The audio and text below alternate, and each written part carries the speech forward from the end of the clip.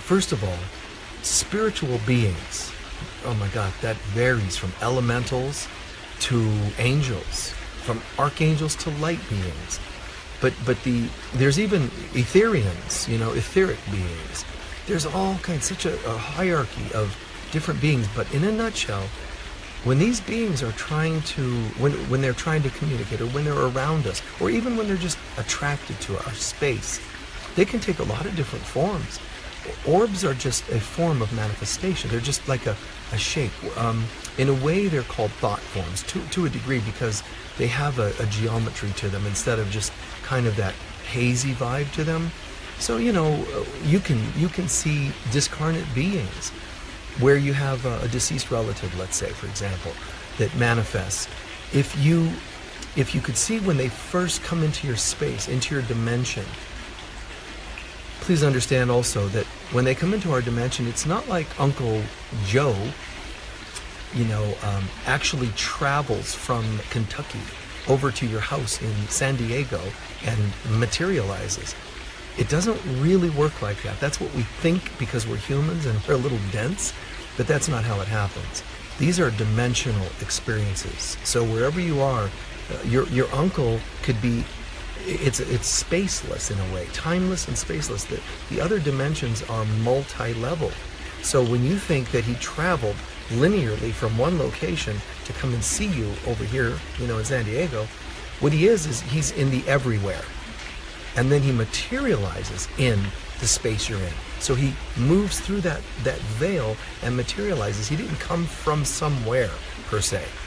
So that's kind of how that works. But if you see him when he first kind of comes into the space, it's more of a vague cloud. And, just like clouds in the sky can take form. Why do clouds start to look like angels? Well, in part, or like discs, like UFOs, because it's kind of an interesting phenomenon. But when an angel is coming in or departing, it to a person, it would manifest, like I said, multidimensionally. So it kind of beams in, and let's say it's talking to you. Well, for your sake, it's looking like it has, hair and wings or whatever you believe, a white robe, all that. It looks like that for your sake. That's not what they look like, because they don't have an image. We're the ones that put images to them because we think everybody should look like us. It's just that human arrogance or human ignorance, really. And so if you could see what really happens, if I were watching you in your front yard and I were seeing you commune with an angel, the angel would materialize for you and look the way it does. When it starts to dissipate, you think it's gone. What I would see is it starts to get bigger, it expands. Still, maybe at first the shape you saw it, but it expands and expands, and it kind of moves off. And as it moves off, sometimes people have seen clouds that look like angels, and sometimes, of course, clouds just happen to look like angels. They can shape like anything because it's part of the phenomenon of blowing around and all that. And so it's coincidental sometimes, but a lot of times it is not just a coincidental happenstance. It is that angelic being is sort of leaving, ascending, and as it leaves, the molecules that are denser in the clouds, denser than when you don't have a cloud, the moisture there sort of becomes a condensation around that being etherically. So it starts to, the molecules kind of gravitate towards that being and become its image for a moment. But of course the angel is expanding, and it will continue, so it doesn't leave, but it expands and becomes the one again, part of the great consciousness of God in a sense. I hope that makes some sense, but the same thing happens when people say, again, not just vague, like that cloud looks like a dinosaur, that cloud looks like a giraffe, that cloud looks like a disc in the sky. Sometimes things can look like that. They call them lenticular clouds when they're very like lens-like. And those lenticular clouds are very specific, but those can be sometimes debunked by atmospheric conditions. Nevertheless, sometimes they're not. Sometimes it is, again, the moisture in the atmosphere kind of forming around something that's there. And I think it's kind of funny because these things are, in a sense, these things like angels and whatnot, being playful, but they're kind of trying to hide. And the moisture is not letting them. The moisture, the clouds are forming around them. sort of like a peekaboo, but the opposite way. Instead of something disappearing, it's manifesting and showing us their image. So it's kind of interesting, right? All that was just to say, there's a lot that goes on with spirits, beaming in and out. Now, in terms of dimensions, there is the third dimension, and I want to use your body, your chakras, as a metaphor for this, if I may. So, just imagine the human torso, and it's kind of amazing because the human torso, or the human body rather, becomes a great metaphor for really studying almost anything and everything. But I love to tie everything together. I love how we can use anything to teach anything. All of creation is in a blade of grass, you could say. So, if we imagine a human form, the upper three chakras represent heaven. Okay, so the consciousness of God. And where is heaven? Well, if it's used as a metaphor in your body, it's your upper three chakras. So heaven, the kingdom of heaven, is within you, isn't it? Now, here's the line between those upper three chakras and our torso. So here's the line. That's also not just a line, it's a veil between reality and illusion. So once upon a time, we existed, shared consciousness with God as part of the Trinity, the Father, the Mother, and the Child. That's all of us together in the Trinity of God. And so there's a part of us that's still there, up in heaven. I mean, here I am, so it's right in me, the kingdom of heaven. So here it is. Next. Seemingly, the children of God separated. They fell. They left heaven and they went to a place called Eden. In my body, where is that? That's the next chakra down, my heart.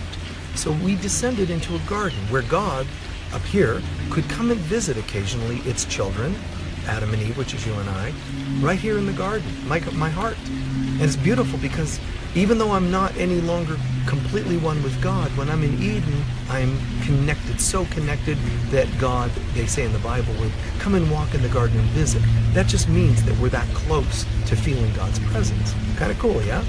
So, see, some of you are now typing, yeah, or faces or thumbs up or whatever you guys do. I've never done that stuff, so I don't really know how to do it, but yeah, all those images, cool balloons and all, whatever else. Don't do cats, okay? It doesn't make any sense when you do cats. So now some of you are going to probably do cats, so stop it. So anyway, so the God presence, yeah, see, I'm being told cats. Those aren't cats, those are spirits of cats condensating in the form of cartoon characters.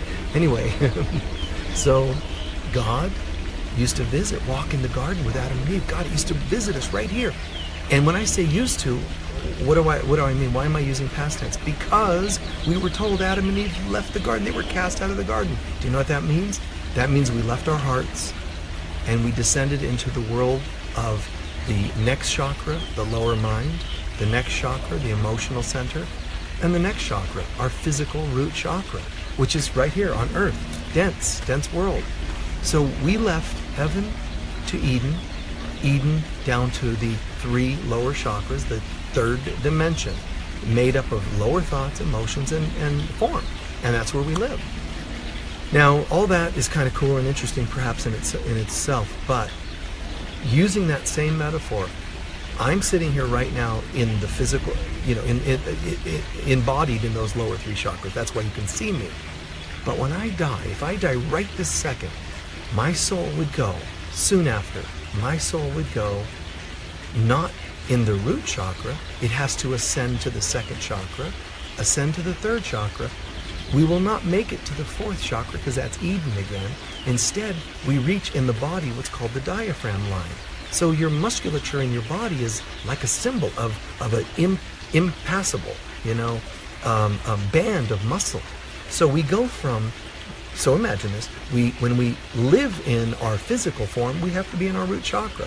That's why people that aren't in their body are kind of spaced out. If they're not in the root chakra, they're a little spaced because they're kind of a little bit astral-like. Okay, so root chakra down here. But if we pass away, we don't go from the three lower chakras up to the heart. We go from the root one, the physical chakra, to the emotional chakra. What's the emotional chakra? How do you ascend to the emotional chakra? Well, the chakra's in the body. That's just a symbol. We ascend to the emotional dimension called the astral world.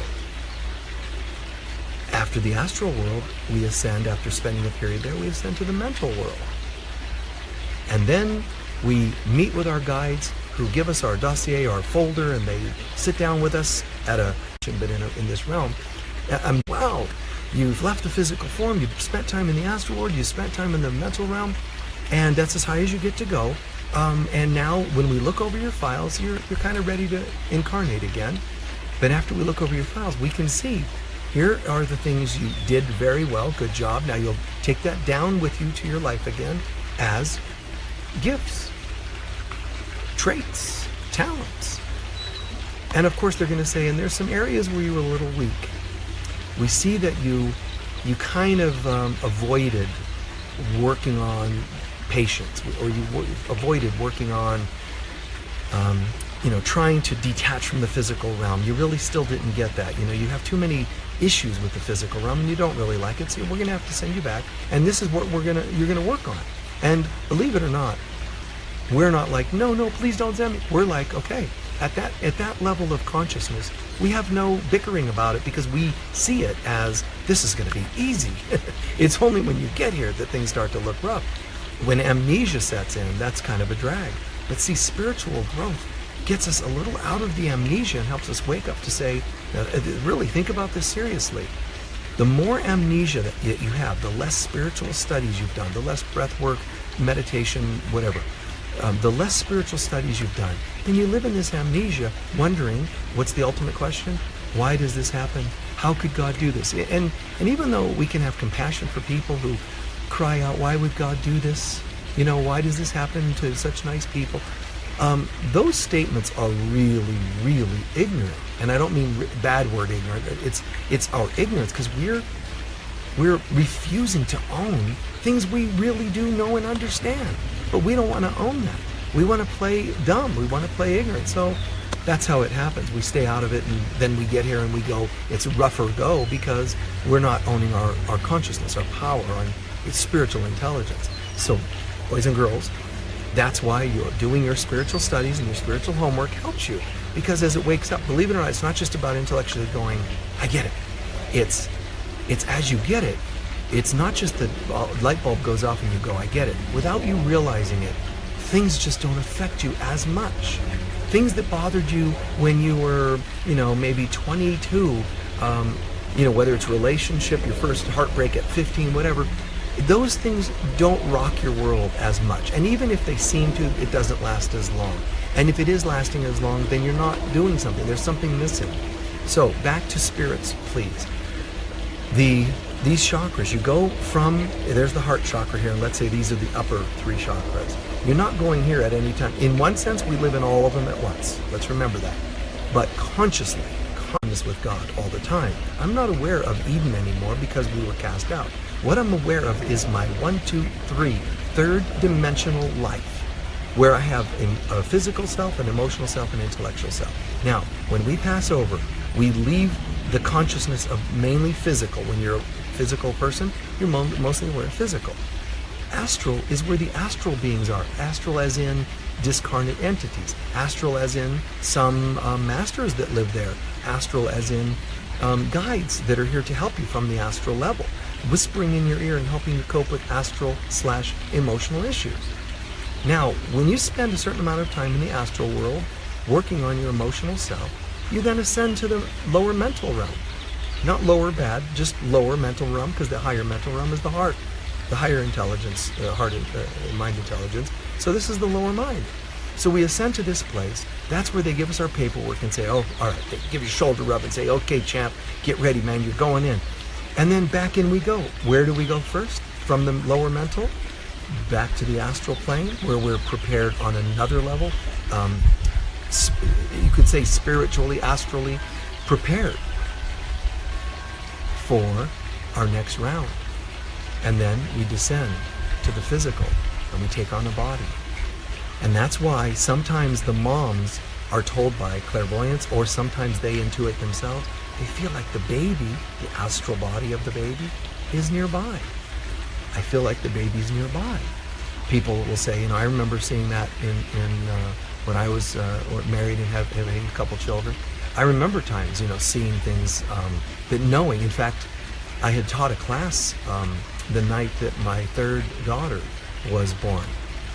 And I was teaching the class and exiting with everybody, walking them outside, because I was living in this center where one part of the building was residence and one part was a workshop. So I walked people out to their car, and I remember kind of talking to you like I am now, and I'm just talking. All of a sudden I just went, I gotta go. And they're like, what? And I go, I gotta go. And what it was I saw this flash of light go to the house, and I knew that was the child coming to the house. So I went in and found my wife at the time going into labor, and a few hours later, with a midwife and all that good stuff, a beautiful child was born. And it was interesting because the child it's not like it zipped straight into the soul, which becomes the astral body. The soul, it's called a soul when it's up in the heart, but it's more of an astral being when it's coming through, or a ghost when it just passes over. It's called a ghost, but it's really kind of a, we'll call it generically your spiritual self. It's not your divine self, but your spirit, we call it generally. It goes through these planes and it comes back down. Sometimes that spirit enters the baby, the actual developing fetus, baby, at conception. Very rare, but it can happen. It does happen. It can happen 3 months into pregnancy. It can happen a day before birth. But believe it or not, babies can come in only a little bit, kind of dip their toes into the baby just to quicken it, and the soul can mainly stay out of the body and not come in for days, weeks, or even months. It's hard for people to believe that or understand that. But I remember, child was born, there it is, it comes out, it's laying there, and I looked and I thought, oh my God. I was shocked for a minute, worried for a second, because I could tell the soul wasn't in it yet. And I looked, and all of a sudden I could just see that, like a light bulb went off, and then I knew. And as soon as the light bulb went off, then all of a sudden, like a half a second later, the baby started moving, and then I knew the quickening on another level took place. So it's hard for people to understand. We just think it's very linear. You have a soul somewhere in you, and when you die, you lay down, the soul leaves. You have layers. You have an etheric self. You have an astral self. You have this soul that moves in and out, taking on these bodies. So your soul comes in, takes on an astral body, it takes on a mental body, takes on an astral body, takes on an etheric body, takes on a physical body. When it's done, it takes the physical body off. Now it's an etheric body. That's the one you see, still around a little bit. And then it takes on an astral, it releases its astral body, takes it off like a coat. And then it, like layers of clothes. Then it takes off, except the layers are coming from the inside out, Then it takes off the mental body. And now it's kind of this pure soul again, or as close as you could get to that. And then, when it's time, it puts on a mental coat, the astral layer, but it's one from the outside going in again. And then it comes in and puts on a physical sheath or layer like a glove, and it puts it on and wears it. When you don't completely get into that root chakra all the way down, then you're going to be a little bit hypersensitive, a little bit leaning towards susceptibility to predators and things like that. We think that staying out of our body makes us safe, but it doesn't. You get in your body. People are less likely to mess with people who they can tell you're here, especially if you understand concepts of mastery. Because masters, you show up and there's this feeling of boom, like I'm here, I'm present, I'm balanced, I'm centered. And most of all, in God, right? So I'll start to close now in saying that with all this coming in and going out, beings and spirit, soul and all this, there's all kinds of denizens, inhabitants of these various layers or worlds. There's all these beings, the etheric kind of. There's beings, like I said, the Etherians. There's, even in the third dimension, there's light beings and so forth. But there's astral beings and all kinds of astral beings. From troubled souls that have passed over with hate and anger. There's, in the astral world, there's deceased relatives wishing you love from the other side. And there's also souls of people coming in, like your child, who's now an astral being. It's about to, at some point, it's going to enter the baby. So you have the coming in and going out astral beings. Then the mental realm, the coming in and the going out. So the going out are the people that have come from the earth plane, and they're kind of integrating what they learned. The coming in are the ones that have been prepared and given a file of what they're going to be doing which is downloaded into their consciousness, into their mental body. Then they descend, it starts to integrate into their astral body, and then it downloads in both the ovum, the egg, and the sperm. And when those two, it's kind of like, let's say in military, when you're told that so-and-so is going to give you a file when you arrive, they're going to give you your papers, you know, or in politics, you know, when you're going to meet with other leaders of other nations, you know, there's these papers that you have to study about, you know, your other cultures, so to get you prepared for that culture, to talk to them. So it's the same thing. You're given these into your genetics are information in the dense genetics, but also in the astral and etheric genetics we're given, you know, materials. So it's kind of cool, and some of that is your astrological imprinting. So you come in with a matrix, not just in your being, but in your consciousness. And when you don't live to that matrix, you tend to be confused, you tend to be scared, you tend to be disoriented in this world. When you feel like you have a sense of purpose, that means you're probably a little more in touch with that matrix, with that plan. It's kind of a funny thing because it's very objective, in that you can be a fairly materialistic person and yet still feel that sense of purpose. And it could get mistranslated and become just ambition, like business ambition. But you have a lot of passion for the business, but yet you're kind of dense. You know, people like Bill Gates and Steve Jobs, you know, or the guys that develop these other kinds of systems in this world that people use. They had a brilliance, but it never completely translated to spiritual inspiration. Like they never totally got it and said, this is God. They can't, you know, they were afraid to call it that. One guy says he gets it in meditation. The other guy's a very giving, loving person, a philanthropist helping the world. And that's good enough. On the other side, as soon as they get there, the philanthropist will connect with the spiritually. You know, I personally would really love to see more of us getting it on all levels while we're on Earth. I really, I think it's a shame a little bit. It is what it is, but I think it's a shame that everybody decides to become enlightened after they die. Why don't we just get it while we're here and live it while we're here? Why don't we share that while we're here? You know, we don't have to be those people that get it after hard lessons and so forth. We can get it here. So if you are successful or a leader of a business, more and more we can be more blatant about spirituality and not just make interesting, like say movies that are more interesting with a little touch of something, more and more blatant. We're going to have permission from ourselves to be more and more blatant with our spirituality and not have to hide it behind metaphors. Metaphors are great, but it's great when we don't have to hide the truth behind just analogies and metaphors. It's nice, in other words, when we can just come out more. People talk about how great it is to come out when you're gay, to come out when you're this or that, to come out even in your soul's purpose. But what could be greater than coming out spiritually and just going, wow, I get it, and I'm not going to mess with anything else. This is the way it is. And then just doing our best to live that. So consider that. And the last piece to that is a lot of times our struggles in life are because we sense that there are these other layers. We're even communicating with beings of different dimensions, but we don't know how to anchor it and ground it in our receptivity, in our receptors, in our ability to say, well, I'm getting a sense that there's an idea coming to me, and I can tell it's my deceased grandmother, let's say. Instead, all of this, because we're living in denial of spiritual guidance, what ends up happening is it starts to become an anxiety in us. That's why sensitive people, creative people, have so many emotional, psychological issues, because they're often picking stuff up that nobody's explaining to them. So one way that we can help the world and bridge between spirits and this world, clearing all the stuff in between them, is to be more blatant in our growth, in our representation of life. You know, raise your kids telling them, yes, auras. But you do that, and then there's people around them that laugh at them and ridicule them. So you kind of have to help them understand and make up for that rift by helping them understand not everybody gets that, you know. Explain it not so much as a curse.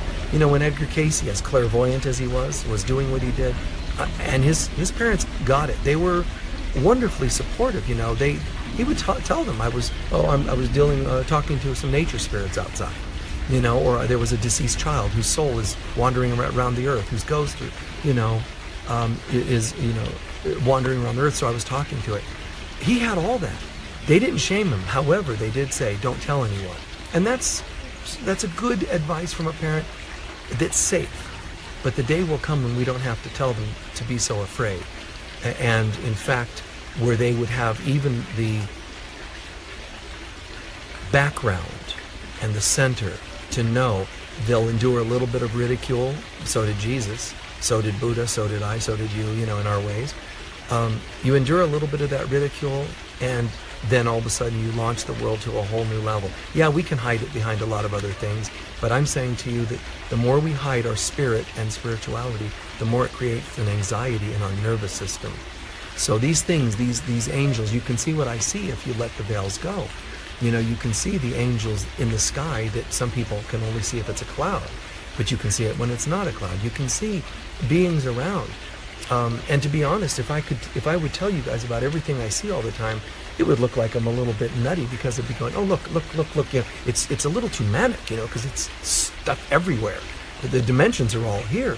So there is some purpose to having a little bit of a line, so to speak, a barrier between these dimensions, so that we're not getting a little too multidimensional right here in the moment.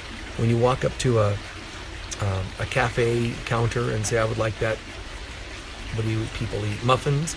I would like that muffin. It'd be great, for their sake, if not yours, to say, I would like that muffin, instead of, I would like that muffin because there's a little fairy dancing around it. And then see that angel that's pointing to it? They're telling me that would be the best one, so that it would feed the elemental energies within each cell of my body at this time. It's just people are gonna think, wow, you need some help.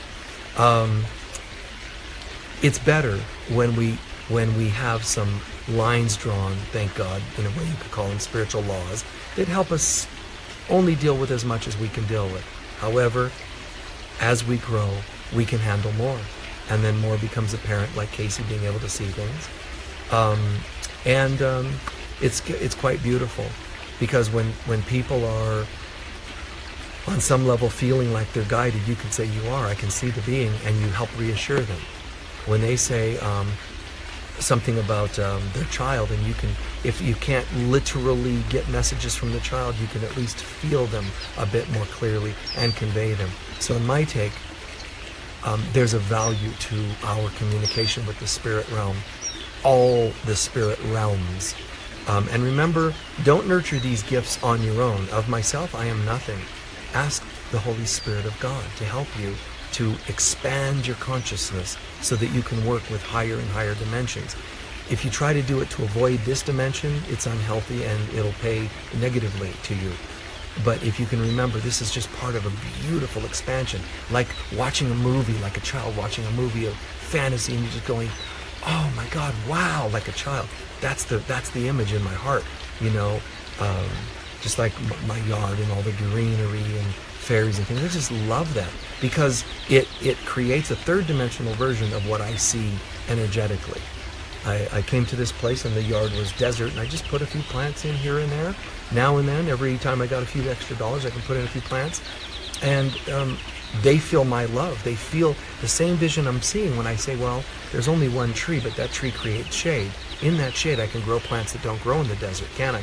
So it just keeps going and growing, because the elementals, the life in every cell of the plants, can feel the life in my hopes and dreams that we see an Eden, a heaven on earth.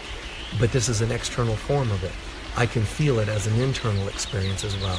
And I pray you do. And I pray that today's made good sense. If there's pieces of it you'd like me to elaborate on, I would need to do so when we have a little bit more time. But thank you for these. I like these little chats.